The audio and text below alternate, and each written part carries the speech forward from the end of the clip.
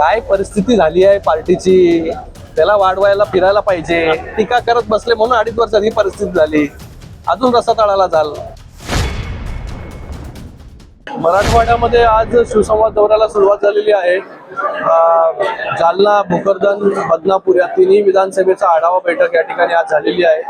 पुढे आता घनसंगली आहे, नंतर नांदेड, मग उद्या नांदेड, हिंगोली, बीड असा सगळा दौरा असणार. याच्या अगोदर शिवसंवाद दौरा नाशिक जिल्ह्यामध्ये झालेला आहे. या 3 दिवसाच्या दौऱ्यामध्ये 23 विधानसभा जे आहे त्याचा आढावा घेण्यात येणार आहे. कशा प्रकारे पक्षाची बांधणी आहे, पक्ष कशा प्रकारे या ठिकाणी वाढतोय, कार्यकर्त्याच्या काय समस्या आहेत, काय नाही, काय हवंय, तिकडच्या लोकांच्या काय समस्या आहेत, त्या सगळ्या गोष्टी ज्या आहेत त्या माननीय मुख्य नेते उपमुख्यमंत्री एकनाथजी शिंदे साहेबांच्या आदेशाने हा दौरा या सगळ्या जिल्ह्यांमध्ये सुरू आहे.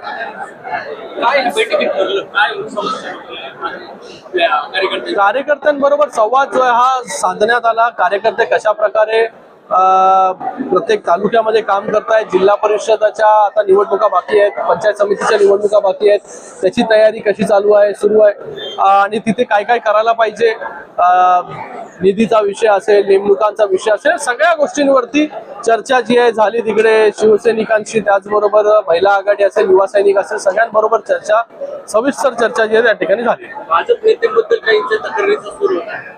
आता जेव्हा आम्ही बैठका घेतो तेव्हा महायुतीतील पक्षातील किंवा विरोधातील सगळ्यांबरोबर चर्चा जी आहे ती या ठिकाणी होत असते. त्यांच्याबद्दल चर्चा होत असते की बाबा काय अपेक्षा आहेत आपल्याला महायुतीच्या घटक पक्षांकडून, काय असते, या सगळ्या गोष्टी ज्या आहेत त्या जाणून घेण्याचं काम त्या ठिकाणी करतात. आणि प्रत्येक जी मीटिंग असते, प्रत्येक जो आढावा बैठक असतो, तिकडे या सगळ्या ज्या गोष्टी होतच असतात. विधान परिषदेची निवडणूक आहे. छत्रपती संभाजीनगरातील ही पारंपरिक जागा शिवसेनेची आहे, मात्र त्या ठिकाणी भाजपकडून दावा केला. अजूनपर्यंत ज्या आहे बैठका सुरू आहेत महायुतीच्या. शिंदे साहेब असतील किंवा मुख्यमंत्री देवेंद्र फडणवीस साहेब असतील किंवा राष्ट्रवादीचे नेते असतील, यांच्यामध्ये बैठका सुरू आहेत. अजूनपर्यंत किती जागा ज्या आहेत, कोण लढणार याचं अजूनपर्यंत फायनल झालेलं नाही. काही दिवसांमध्ये आता फॉर्म 1 तारखेपर्यंत भरायचाच आहे, लवकरच आपल्याला कळेल.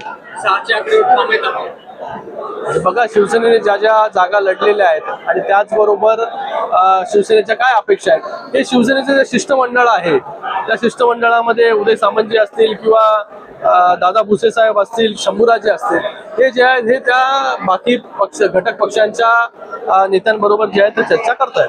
शिवसेनेच्या माध्यमातून अभिमन्यू खोतकरांचं चांगलं काम त्यावेळेस त्यांचे ते विचार होते पक्ष.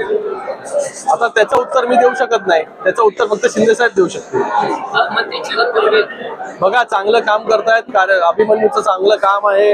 एक कार्यकर्ता म्हणून जो आहे तो पक्ष वाढवतो, इकडे युवासेना वाढते. तर मला वाटतं सगळ्याच गोष्टी ज्या आहेत ह्या पक्ष बारीकाईने बघत असतो आणि लक्ष पक्षाचं जे आहे प्रत्येक कार्यकर्त्यावरती आहे. मंत्री छगन भुजबळांनी एक महत्त्वाचं विधान केले स्वबळाच्या नाऱ्यासंदर्भात. कुठे? कुठल्या निवडणुकीत? काय भूमिका घेईल ही माहिती नाही, पण आपण 288 जागेची प्लॅनिंग करायला हवं. त्यांच्या पक्षाच्या पदाधिकाऱ्याला तुम्ही विचारलं पाहिजे, पण त्यांना शुभेच्छा देतो.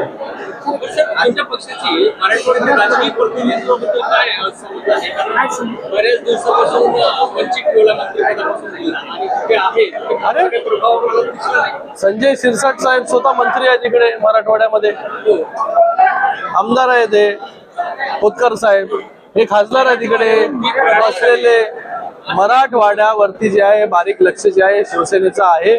मराठवाड्यातील लोकांना काय काय हवं या सगळ्या गोष्टी ज्या आहेत. शिंदे साहेब जेव्हा मुख्यमंत्री होते, बघा, शिंदे साहेब जेव्हा मुख्यमंत्री होते तेव्हा देखील मराठवाड्याला काय हवंय, काय नको, भरपूर गोष्टी ज्या आहेत ते देण्याचं काम या ठिकाणी केलं. आज जालनामध्ये आपण आहे, जालनामध्ये मोठ्या प्रमाणामध्ये निधी देण्यात आला. जालन्याचं आता MIDCचं विस्तारीकरण या ठिकाणी आपण करतोय. जेव्हा समृद्धी महामार्ग झाला, मला वाटतं शिंदे साहेबच आता मुख्यमंत्री होते तेव्हा द्राक्षाच्या शेतकऱ्यांना 11,000 हजार रुपये जे आहे ते एका झाडाला देण्यात आलं. मोसंबीला तर किती आहे? 45,000. अजून किती लक्ष पाहिजे? बघा, मला वाटतं निवडणुका जेव्हा येतात तेव्हा कुठल्या निवडणुकीमध्ये आपल्याला यश चांगलं मिळतं, कुठल्या निवडणुकीमध्ये यश कमी मिळतं, त्याच्यावरती जे आहे ते परीक्षण करायचं आणि पुढे जायचं, का आपण कमी पडलो आणि पुढच्या वेळेस जे आहे ते त्या निवडणुकीमध्ये कशा प्रकारे नंबर चांगले येतील त्यासाठी काम करायचं. तुम्हाला आता तुम्ही अजेंडा घेऊन प्रश्न विचारताय मला. राजकीय प्रतिनिधित्वाबद्दल तुमची भूमिकाच क्लिअर नाही. बोला आमची बरोबर भूमिका क्लिअर आहे. बघा, जास्त बाळासाहेबांनी सांगितलेलं आहे 80% समाजकारण आणि 20% राजकारण. तर आम्ही राजकारणाबद्दल जास्त विचार करत नाही, समाजकारणाबद्दल जास्त विचार करतो. लोकांना काय हवंय याच्याबद्दल जर विचार केला तर बरोबर लोक आपोआप जे आहे ते तुमच्यावरती प्रेम करतात. अरे मी सरळच उत्तर देतोय. तुम्ही कसंही जरी विचारलं तरी मी तुम्हाला सरळच उत्तर देणार आहे. मागच्या अनेक वर्षापासून जालना शिवसेनेचा बालेकिल्ला राहिल्यात. खोतकर साहेब 8 वेळेस निवडणुका लढलेले आहेत, 5 वेळा ते निवडणुका देखील जिंकलेत. येत्या काळात त्यांना काही मंत्रिपदाची वगैरे संधी सगळ्यांबद्दल पक्ष जो आहे हा योग्य वेळी योग्य विचार जो आहे तो करतो. राज्यसभेचं उदाहरण तुम्ही घ्या. राज्यसभेमध्ये सर्वसामान्य महिला कार्यकर्ता आमची डॉक्टर ज्योतिताई वाघमारे यांना जे आहे प्रतिनिधित्व देण्यात आलं आणि देशाच्या सर्वोच्च सभागृहामध्ये त्यांना जे आहे त्यांना अपेक्षा नव्हती, कोणालाच अपेक्षा नव्हती, अशा महिलेला जे आहे हे सर्वोच्च सभागृहामध्ये स्थान देण्याचं काम जे आहे शिवसेनेने केलेलं आहे. तर जेव्हा लाडक्या बहिणीला जेव्हा योग्य वेळ येईल तेव्हा योग्य व्यक्तीचा जो आहे हा त्या ठिकाणी सन्मान जो आहे तो केला जाईल. शिंदे साहेब दिल्ली दौऱ्यावर आहे. तेव्हा शिंदे साहेब मुख्यमंत्री होते, काही मागण्या पूर्ण झाल्या, काही बाकी आहेत. आता पुन्हा ते 30 तारखेपासून करण्याची हाक देणार आहे. काय वाटतं, शिंदे साहेब पुन्हा प्रयत्न करतील? मराठा समाजाच्या ज्या मागण्या होत्या त्या सगळ्या ज्या आहेत ते पूर्ण करण्याचं काम शिंदे साहेबांच्या नेतृत्वाखाली जेव्हा शिंदे साहेब मुख्यमंत्री होते तेव्हा बऱ्या प्रमाणामध्ये जे आहे हे दाखले देण्याचं काम असेल, मराठा समाजाचे जे काही विषय आहे हे सगळे विषय जे आहेत ते सोडवण्याचं काम केलं. तर मला वाटतं आता ज्या काही मागण्या असतील तर नक्कीच सरकार जे आहे सकारात्मक विचार जो आहे त्याबद्दल करेल. शिंदे साहेब दिल्ली दौऱ्यावर गेलेले आहेत. काय होईल ते विधान परिषदेवर जागा क्रीडा काही सुटेल का? मला वाटतं कांद्याच्या प्रश्नांवरती जे आहे ते आज मुख्यमंत्री उपमुख्यमंत्री महोदय केंद्रीय मंत्रिमंडळ त्यांच्याबरोबर चर्चा जी त्या ठिकाणी आहे. आदित्य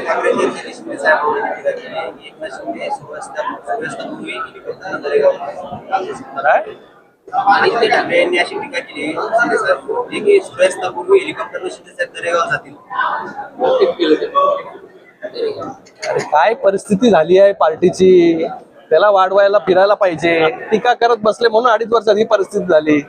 अजून रस्ता तळाला जाल. सुरेश तर होऊन गेला. बघा, मला दुसऱ्या पक्षाबद्दल काय बोलायचं नाही. आपण काय काम करतो 2.5 वर्ष, आज लोकांनी मॅन्डेट जे आहे ते दिलेलं आहे सगळं. जेव्हा उठाव केला शिंदे साहेबांनी, या सगळ्यांनी उठाव केला तेव्हा भरपूर तुम्ही शिव्या शाप आणि सगळ्या टीका केले. त्या टीकेला उत्तर कोणी दिलं? या महाराष्ट्रातील सर्वसामान्य जनतेने दिलं, मतपेटीतून दिलेलं आहे. ते सगळे टीका बिका करून ते टीका करत राहू दे, त्यांना आता टाइमपास तोच उरलेला आहे. भाजपमधल्या सुंदूबंदीचा ते फायदा घेतात. बोला दुसरा काय. बघा, मला वाटतं त्यांच्या ज्या प्रश्न होते किंवा त्यांनी ते जे प्रश्न उपस्थित केले त्याला योग्य प्रकारे पॉझिटिव्हली नेहमी सरकारने जे आहे हे रिस्पॉन्स देण्याचं काम जे आहे ते नेहमी केलेलं आहे. याच्या पुढे देखील सरकार करेल. शिंदे साहेबांनी आमच्या मागण्या पूर्ण केल्या, मात्र फडणवीसांना काही मागण्या पूर्ण झाल्या नाही. शिकांत ते बोलून दाखवतात. म्हणजे फडणवीसांनी आता तो त्यांचा पर्सनल व्ह्यू आहे, त्याच्यावरती मी काही जास्त बोलू शकत नाही.